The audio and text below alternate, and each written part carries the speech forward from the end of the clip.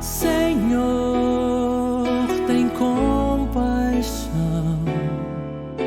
de mim.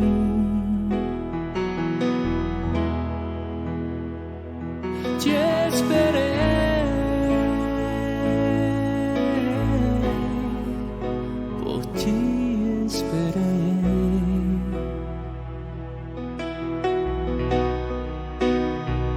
Seja meu braço direito cada manhã, minha salvação em tempos difíceis.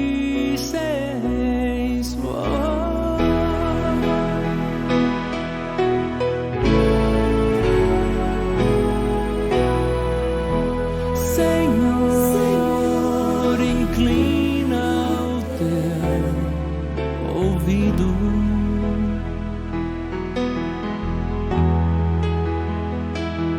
abre os olhos,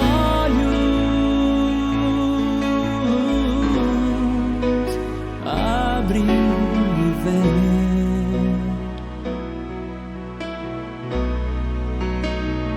Seja meu braço direito cada manhã,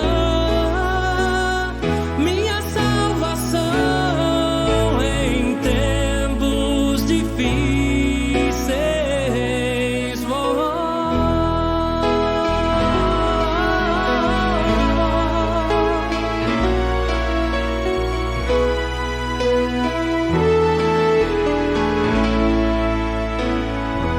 Senhor, tem compaixão de mim.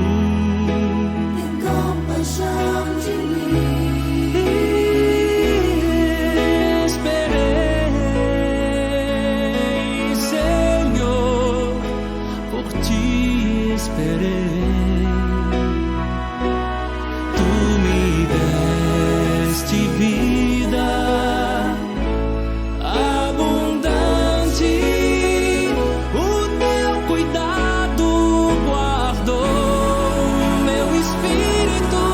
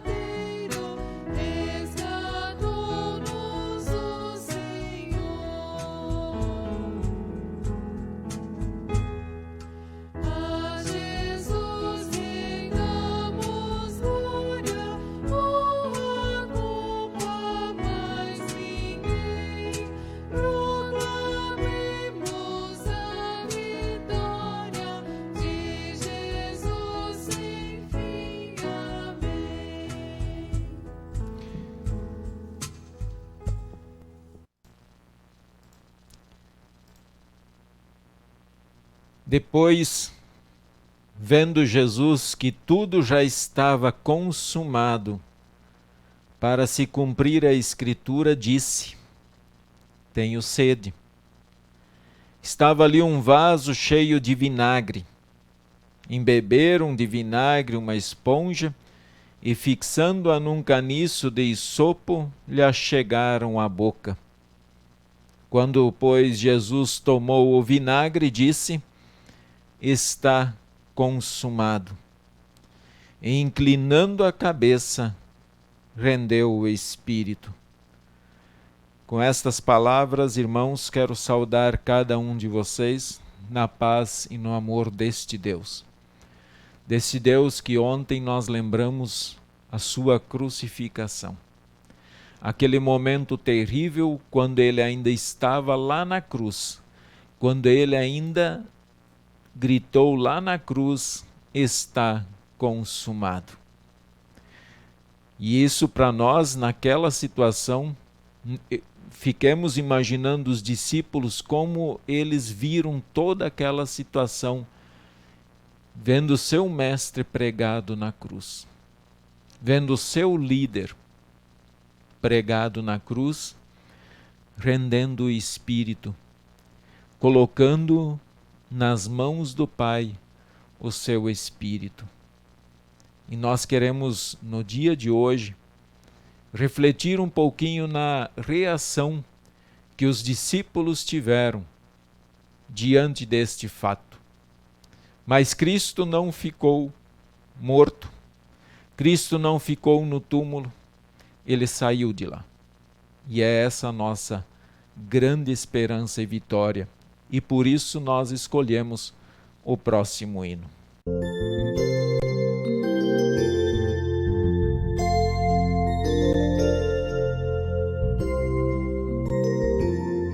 Linda Páscoa, linda Páscoa, linda Páscoa já chegou. Linda Páscoa, meu Jesus ressuscitou. Ele vive lá na glória, entre os anjos a cantar. Linda Páscoa, também vou ressuscitar.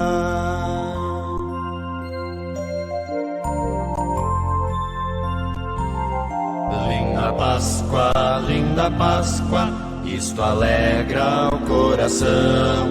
Foi na cruz que ele próprio conquistou-me salvação. Veio um anjo resplendente e a pedra se enrolou. Aleluia, aleluia, meu Senhor ressuscitou.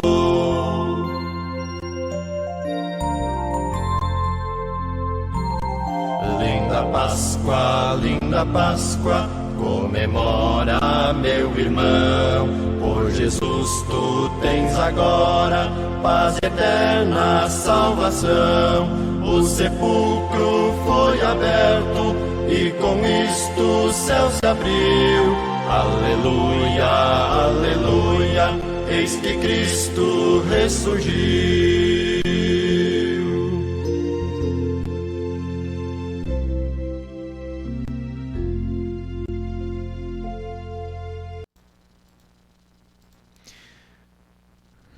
O texto que eu quero meditar com vocês brevemente é o texto de João, capítulo 20, versículo 19 a 23.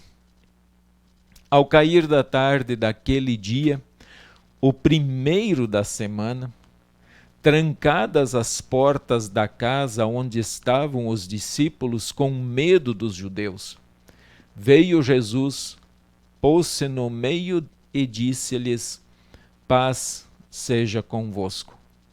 E dizendo isto, lhes mostrou as mãos e o lado. Alegraram-se, portanto, os discípulos ao verem o Senhor. Disse-lhes, pois, Jesus outra vez: paz seja convosco. Assim como o Pai me enviou, eu também vos envio. E havendo dito isto, soprou sobre eles e disse-lhes: recebei o Espírito Santo. Se de alguns perdoardes os pecados, são-lhes perdoados. Se lhos retiverdes, são retidos. É claro que nós não vamos ter condições de abordar todas as questões desse pequeno texto. Ele traz muitos assuntos aqui. Muitos. Dá para falar 3 horas aí tranquilamente sobre apenas os assuntos que abordam esse texto.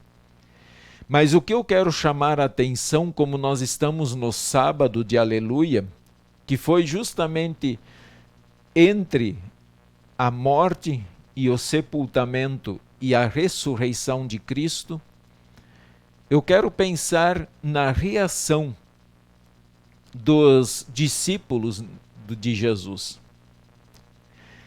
Vejam que os discípulos acompanharam Jesus por 3 anos. Viram o mestre deles fazer muitos milagres. Esse mestre, inclusive, deu poder para que eles fizessem milagres. E eles podiam... Jesus curou, expulsou demônios, ressuscitou mortos, como foi o caso de Lázaro. Depois de 4 dias já estava cheirando mal, diz o texto.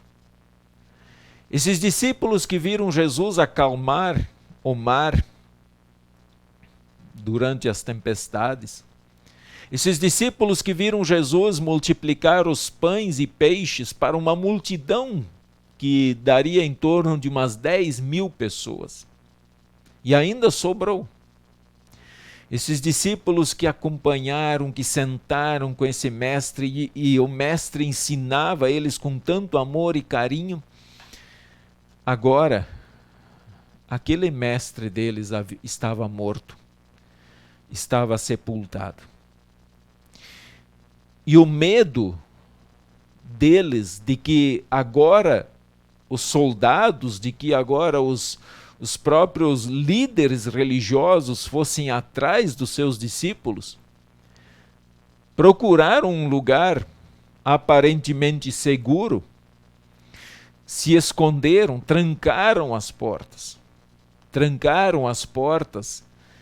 E o texto não diz exatamente desde quando, mas eu penso que logo depois que Jesus foi preso no Getsêmani, eles já haviam deixado o mestre sozinho e com medo se esconderam.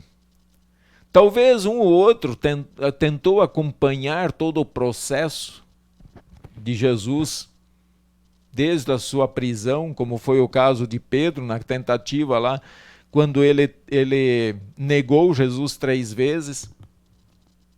Mas fora isso não há nenhum relato de que os discípulos acompanharam todo o cortejo de Jesus, toda a luta que ele teve até a crucificação, a não ser lá na frente da cruz, quando chegou diante dele Maria e João, e ele disse então para que a partir daquele momento João seria o filho de Maria e Maria seria a mãe de João. Esses são poucos os relatos. E agora nós temos diante de nós um texto que diz que, trancadas as portas da casa onde estavam os discípulos com medo dos judeus, eles estavam com medo, trancaram, se recolheram. Esses próprios discípulos que fizeram tantos milagres e vieram correndo a Jesus falar das maravilhas que eles tinham feito pelo poder dado a eles. Agora esses discípulos estavam com medo, estavam recuados. O que será de nós? O que vai acontecer conosco? Será que se nos pegarem, também seremos crucificados, seremos mortos? E isso fez com que eles se recolhessem. Diante disso, eu penso que nós muitas vezes também estamos trancados. nós nos trancamos com medo. E esse medo nós temos que nos perguntar que esse medo seria de quem, afinal? A quem nós deveríamos temer como cristãos no dia de hoje? Medo de sermos procurados? Medos de sermos zombados por causa da nossa fé? Nós temos medo de falar de Jesus diante de alguém que não acredita e que ataca o cristianismo com muita força, como é o caso ao longo da história da humanidade que nós já vimos. E talvez hoje, com certeza, há pessoas que atacam o cristianismo de uma forma tão brutal, sem dó, sem piedade, com a intenção de fato de aniquilar o cristianismo. Logo depois, os discípulos com certeza saíram daquele quarto quando receberam o Espírito Santo.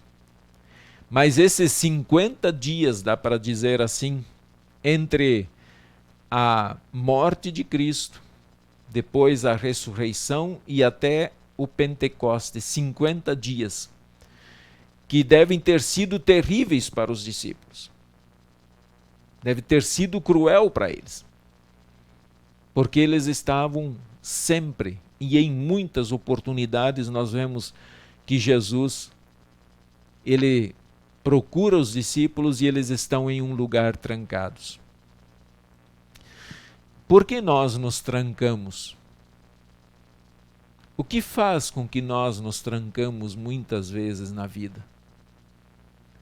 Se nós temos esse Deus de poder, se nós temos esse Deus que curou enfermos, ressuscitou os mortos, abriu o ouvido dos surdos, que fez os cegos enxergarem, por que nós nos recuamos tanto?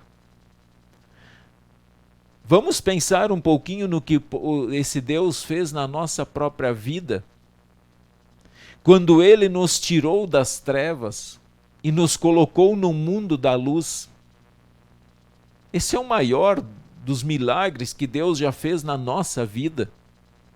E todos os dias Ele nos dá um belo presente, Ele nos faz, de fato, sentir a presença dEle quando Ele diz que os nossos pecados estão perdoados. Sim, irmãos, milagres aconteceram na nossa vida e acontecem dia após dia. Todos os dias nós percebemos a presença de Deus em nós. Lutero, lembro que em uma situação Lutero ele andava muito triste pela situação do momento que ele vivia e muito desanimado, muito, o que é natural na vida do ser humano, né? O que é muito natural. Às vezes estar até mesmo sem ânimo algum para continuar certos trabalhos. E aí, naquela ocasião, a esposa de Lutero, Catarina, sabe o que ela fez? Ela foi no quarto e vestiu uma roupa toda preta, como se ela estivesse de luto, até usou o véu, se eu não me engano, sobre a face. E Lutero perguntou para ela por que ela estava fazendo aquilo. O que estava acontecendo? Por que ela estava vestida daquele jeito, como se ela fosse viúva já? E ela disse que ela não era viúva ainda, mas que parece que Deus havia morrido. Deus estava morto. Porque ela não entendia qual a razão do seu esposo estar tão triste, tão desanimado. É como se Deus não estivesse vivo. E aquilo deu um novo ânimo e Lutero parou para pensar e ele disse, de fato, Deus que eu amo, o Deus que eu sirvo é o Deus vivo. Eu não preciso ter medo. Eu posso seguir adiante. Eu posso continuar pregando o Evangelho. Eu posso continuar com os olhos fixos em Cristo. Porque assim como Jesus disse para aqueles discípulos, paz seja convosco, Ele também diz para nós hoje, paz seja convosco. Essa paz de Jesus não é a paz que o mundo oferece. A paz que o mundo oferece é uma paz que dura muito pouco. E então ele repetiu depois de novo, paz seja convosco. Tenham a minha paz. Com a minha paz, o medo vai sair do coração de vocês. Porque vocês estão em paz com Deus, que é a coisa mais importante no mundo. Nós podemos estar brigado com as pessoas por causa do Evangelho. As pessoas podem nos odiar por causa do Evangelho. E está tudo bem. Está tudo bem se elas nos odeiam por causa do Evangelho. Porque isso é natural desde a queda em pecado. Quando você foi convertido à fé, quando você foi chamado das trevas para a luz, naquele instante, no mesmo exato momento em que o Espírito Santo colocou a fé em seu coração, já 3 inimigos se levantaram contra você, inimigos muito fortes. O mundo, a sua própria carne caída em pecado e Satanás. Esses 3 inimigos, eles fazem parte, eles nos acompanham. Eles acompanham a vida do cristão. Então é natural que em alguns momentos da vida esse cristão também ele possa estar acuado. Ele possa estar com medo. Faz com que ele tranque as portas. Mas Jesus quer dar a sua paz. Jesus quer dar a sua paz ao seu coração. E essa paz vem. Muitas vezes, nós nos recuamos até mesmo porque nós olhamos para uma situação da nossa vida de pecado, um pecado que temos cometido, e a tendência é nós nos recuar, nos trancar. Mas nós não precisamos fazer isso. Nós não precisamos fazer isso. Porque Jesus deu a paz para os discípulos. E veja que logo adiante no versículo 22 ele disse assim, e havendo dito isto, quer dizer, quando ele acabou de falar que ele ia enviar aqueles discípulos para continuar a pregar o Evangelho, ele disse, e havendo dito isso, soprou sobre eles e disse-lhes, recebei o Espírito Santo. Naquele momento, Jesus mostra, agora vocês vão receber o Consolador, o Espírito de poder, o Espírito de sabedoria, o Espírito de conhecimento, de graça, de súplica. Esse Espírito ele vai acompanhar vocês. E isso, Jesus disse lá para aqueles 11 discípulos trancados, mas ele está dizendo para mim e para vocês, vocês receberão o Espírito Santo, e nós já recebemos o Espírito Santo. O Espírito Santo fez do nosso corpo seu santuário. Por isso, cuidar deste corpo, rogar para que esse Espírito que traz o perdão em Cristo, que esse Espírito limpe o templo, e faça nele morada, é de fato algo tremendo, é algo muito poderoso.